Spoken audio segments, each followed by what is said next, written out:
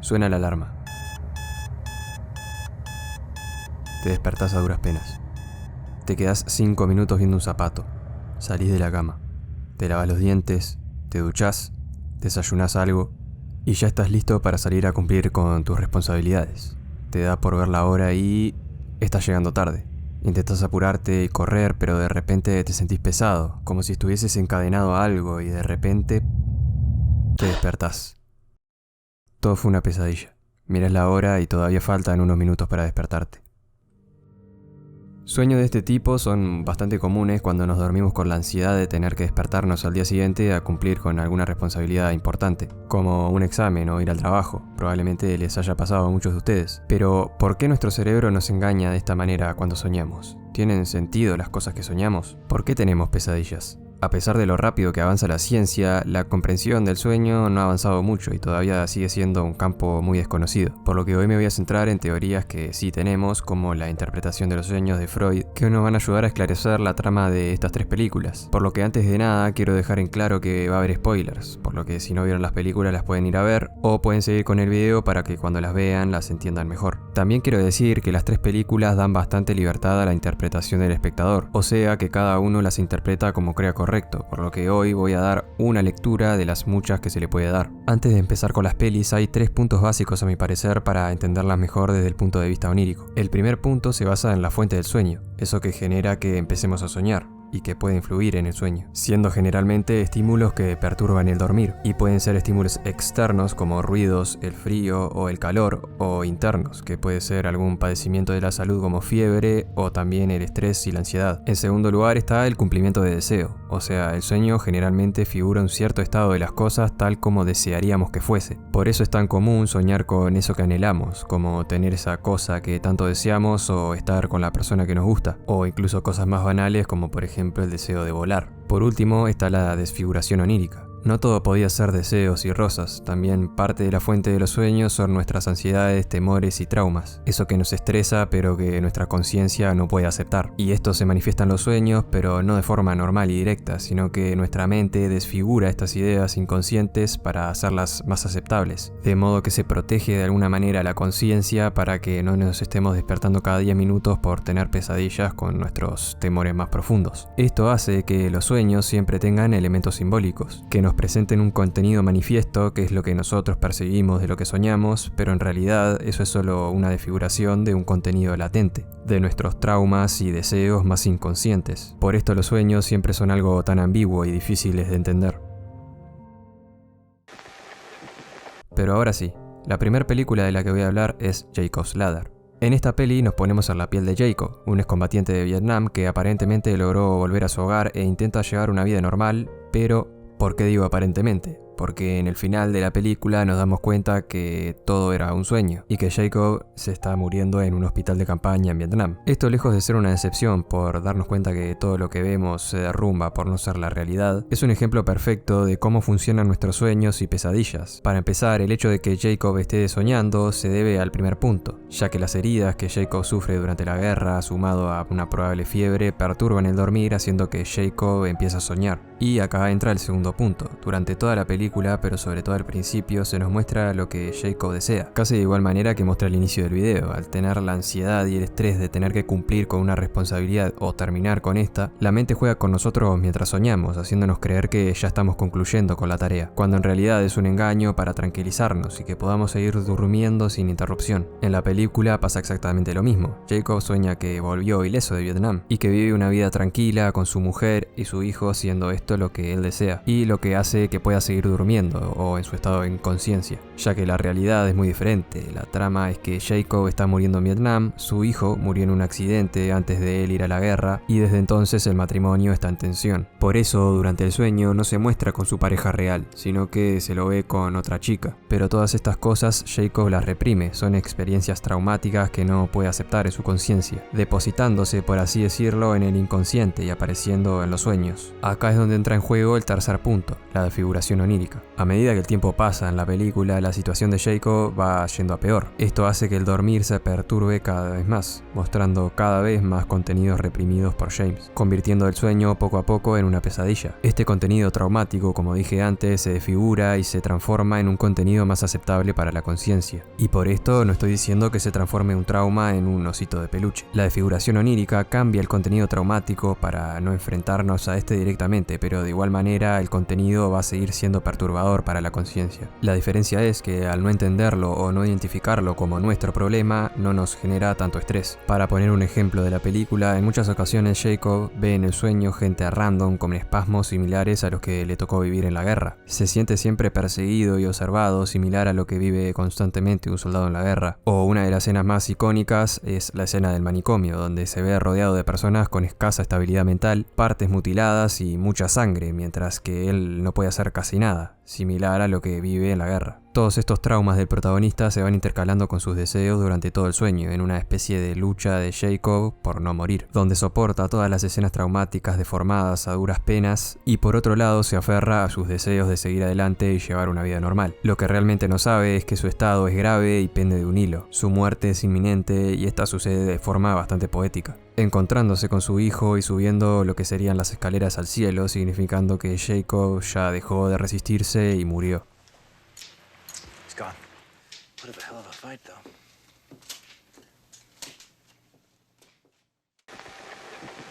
La segunda película de la que voy a hablar es Eraserhead, que a diferencia de Jacob's Ladder, donde se mostraba explícitamente que todo era un sueño, en esta película realmente es algo más implícito y dejado a la interpretación. Pero el hecho de que se usen constantemente elementos oníricos y surrealistas nos indica a mi parecer que todo se trata de un sueño de Henry. Arrancando con la peli, esta nos muestra de forma general las ansiedades de Henry, sobre todo las cosas referidas a la paternidad, indicándonos esto que en la vigilia o en la realidad va a ser o es padre, funcionando la trama como una pesadilla de Henry, donde el estrés que éste está sintiendo por no haberse preparado para tal responsabilidad juega un papel fundamental, revelando traumas y ansiedades del personaje. Esto hace referencia al deseo de evadir esta situación de Henry, básicamente su pensamiento de ser el padre que se fue a buscar tabaco y nunca volvió. Para empezar, durante toda la película son constantes los ruidos industriales como gente en obras y chirridos acompañados de ruido blanco. Esto puede llevarnos al primer punto, dándonos una pista de los estímulos externos que están perturbando el dormir de Henry,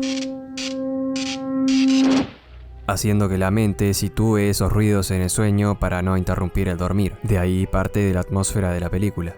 Ahora, siguiendo con la trama, el factor estresante que genera la mayoría de la fuente de este sueño es, como dije antes, su incipiente de paternidad en la vigilia, y con la cual no está muy cómodo. El deseo más profundo de este es evitar esta nueva etapa. Henry se siente abrumado y encerrado en una situación que le parece terrorífica, como vemos en la escena donde la ventana de su casa está totalmente tapada. Se siente atrapado, sin ninguna escapatoria. Acá es donde entra en juego también la desfiguración onírica, que ayuda al protagonista a aceptar mejor las cosas que van sucediendo en el sueño, revelándolas de formas peculiares o diferentes a como serían en la realidad. Por ejemplo, el hecho de que el bebé sea ese bicho raro, casi alienígena, es en sí una desfiguración onírica de un bebé real, que la mente de Henry transforma en el sueño para de alguna manera distanciarse de este, como si no le perteneciese o como si no fuese su hijo o ni siquiera algo humano. Además de que en un punto se ve tan superado por esta situación que mata al bebé, haciendo más evidente el profundo temor y arrepentimiento que tiene Henry frente a esta responsabilidad, y protegiendo como no a su conciencia de la idea de tener que hacerse responsable de su familia, ya que el problema que tiene Henry no es solamente con el bebé. También podemos ver durante la película el deseo de Henry de desvincularse también de su mujer. Siempre que vemos a estos dos juntos en una escena hay un tono de incomodidad y tensión. Incluso con sus padres en la escena en la que comen juntos, la incomodidad en el ambiente es notable.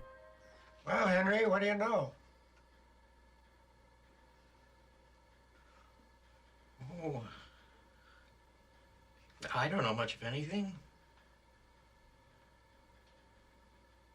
Y esta culmina con la noticia de que Henry y Mary tienen un hijo, dato que Henry no puede soportar y que genera la posterior desfiguración de su bebé. También vemos el deseo de Henry por dejar a su mujer cuando vemos su interés por la vecina, con quien Henry cuernea a su mujer. O la escena en que Henry saca fetos de su mujer mientras duerme y los mata tirándolos contra la pared, dando un mensaje bastante evidente del miedo y rechazo del protagonista hacia la idea de paternidad, e intentando evadir a su mujer por ser esta la que va a dar a luz a su hijo. Por último, en la película podemos ver que Henry sueña dentro de su sueño. Estos momentos lo sacan a Henry momentáneamente de su mala situación, llevándolo a lugares donde se representan sus deseos de borrar lo que sucedió, con la mujer del radiador matando lo que parecen ser espermatozoides, dejando claro nuevamente que Henry no quiere tener nada que ver con ser padre, y también cantando una canción donde repite que en el cielo todo está bien, haciendo quizá alusión a pensamientos suicidas de Henry, que está desesperado y ve este medio como única vía para evadir esta responsabilidad. Está tan cansado de sentirse atrapado en esta situación que inconscientemente empiezan a surgir deseos suicidas. Esto porque no ve otra escapatoria, y esto se representa simbólicamente en su sueño, o también el sueño que tiene donde su cabeza es usada en una fábrica para crear gomas de borrar, que hacen referencia al deseo de Henry de borrar su pasado, borrar sus memorias y comenzar una nueva vida evadiéndose de nuevo, terminando la película en una escena ambigua que nos vuelve a indicar la inmensa intención de Henry por dejar esta parte de su vida, donde el suicidio cada vez cobra más relevancia en sus pensamientos, o quizá prefiere la idea de irse a comprar tabaco y no volver.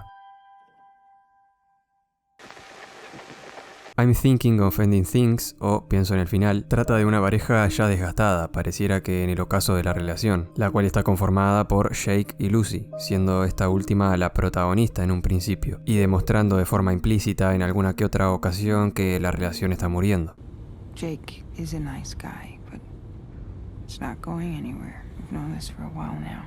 Pero aún así accede a conocer a los padres de su pareja. Así podría empezar un drama romántico común, donde se reaviva la llama de una relación, pero esta película tiene algo en particular. Y eso es que aunque durante toda la película se nos da a entender que la protagonista es Lucy, en realidad el verdadero protagonista de la historia es Jake. Y no esa persona joven que vemos con Lucy en la película, sino un Jake de avanzada edad, melancólico, anclado en el pasado y profundamente solo, que sueña cómo podría haber sido su vida con alguien que lo acompañe. Acá es donde entra la interpretación del sueño. Obviamente este es en gran parte el cumplimiento de deseo de Jake por volver el tiempo atrás, revertir todas sus decisiones y situarse a sí mismo con su pareja y el orgullo de sus padres. Básicamente a un escenario donde no está solo y se siente una persona importante y loable, siendo esta la razón por la cual sueña con él mismo siendo joven, porque era el momento donde sus padres aún vivían para ver sus logros, anclándose en ese pasado idealizado e imposible que refleja cómo le hubiese gustado que fuesen las cosas. Por eso cuando están en la casa, constantemente hay saltos temporales que afectan a los padres de Jake, porque este está soñando cómo reaccionarían y actuarían sus padres en las diferentes etapas de su vida frente a su ordenada vida en pareja. Y esto no es lo único que cambia, muchos datos en la película también cambian, como el nombre de Lucy o su profesión, probablemente producto de cierta demencia en Jake por causa de su edad, o también por no sentirse cómodo según qué situaciones, donde pierde el protagonismo haciendo que se acerque de nuevo a su cruda realidad. De hecho, casi al final de la cinta, en la escena del teatro, que básicamente es una escena donde se deja claro que el deseo frustrado de Jake es ser una persona importante, escuchada y con logros dignos de alabanza, de ser alguien en la vida de quienes sus padres, pareja y alrededor estén orgullosos, aunque no hace falta ser un entendido para saber que todo esto es falso. Las personas en el teatro están todas maquilladas de forma arcaica, como pintadas. Todo esto está barnizado de nuevo por la desfiguración onírica. Y es que, aunque Jake o su conciencia sabe que esto no es real, esta tampoco puede aceptar el hecho de que esto sea así, al punto de generarle traumas que reprime constantemente a su inconsciente y lo hace en una persona depresiva y acomplejada, que no se siente a gusto con las decisiones que tomó en su vida. Esta es la razón principal de que en su sueño esté plagado de figuras importantes para él alabándolo. Pero, como dije antes, al mínimo que la situación lo supera y él pasa de ser el foco de atención a estar en un plano más secundario, siempre sucede algo inesperado, evadiendo completamente la situación y tornándola de alguna forma a su favor, donde él vuelve a ser el centro de atención.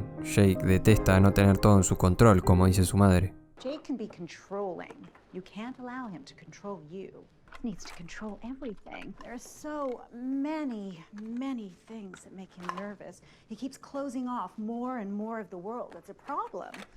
And the few people he does have left in his life need to follow all sorts of rules. It really is a problem. Y se aísla cuando las personas no actúan como y cuando él quiere, teniendo esto bastante sentido dada su situación actual. Por ejemplo, cuando Lucy comienza a tener demasiado protagonismo en las charlas con los padres de Jake hablando de forma intelectual y clara, entra en juego la desfiguración onírica de Jake, cambiando el nombre o la profesión de Lucy y confundiendo a esta para quedar él en una posición más favorable, ya que su conciencia no acepta un escenario donde su pareja sea más exitosa que él, resaltando de nuevo su enorme complejo fruto de sus traumas, que reprime constantemente al inconsciente, lugar que en la película tiene un espacio físico. Este espacio es el sótano, que Jake dice en la película que son lugares oscuros que dan miedo, por esto lo vincula inconscientemente a sus traumas y complejos. Aunque lejos de ser el sótano un lugar turbio y terrorífico, como nos podríamos imaginar, es un simple sótano pero con algo en particular. Tiene en su interior algunos recuerdos representados tal cual son, libres de la desfiguración onírica, habiendo en una lavadora ropa de conserje que es el actual trabajo de Jake en la realidad, y que él trata de esconder y reprimir ya que se avergüenza de lo que soy, además de otros datos como el de las pinturas, esas de las cuales su madre en el sueño estaba tan orgullosa. En realidad no eran sus pinturas, sino que las copiaba de otro pintor aparte. Ya en el final de la peli vemos a Jake en su lugar de trabajo del día a día, donde comienza una pelea entre dos versiones de Jake. Una que es la versión idealizada de Jake, feliz y con pareja, y la otra es un Jake actual, infeliz y lleno de odio. Esta primera parte simboliza de alguna manera la parte de Jake que quiere seguir adelante con su vida, liberar esa idea inalcanzable que tiene de lo que podría haber sido para centrarse en su situación actual. Y por otro lado, la parte de Jake anclada en el pasado, totalmente traumado y acomplejado por no poder haber sido lo que sueña. Por lo que rencoroso, este último Jake derrota a su otra parte y se lleva a lo que viene a ser la novia, significando esto que prefiere seguir anclado en su pasado, no aceptando su realidad y dirigiéndose a su auto totalmente desnudo, siendo esto la principal causa o fuente de su sueño. Al sentir el frío extremo, el dormir de Jake se perturba haciendo que se genere el sueño. Por eso el detalle de que la nieve esté tan presente en el sueño no es coincidencia, sino que es la mente de Jake situando estos estímulos para no interrumpir el dormir, hasta que en un momento nos damos cuenta que entra en hipotermia, ya que comienza a sacarse la ropa, lo cual es un síntoma común en la hipotermia. Al estar el cuerpo expuesto a temperaturas extremadamente bajas, siente paradójicamente una sensación temporal de calor, dándonos cuenta con este final que el título de la película no era por el hecho de terminar con la relación entre Lucy y Jake, sino por la intención que tiene Jake de terminar con su vida.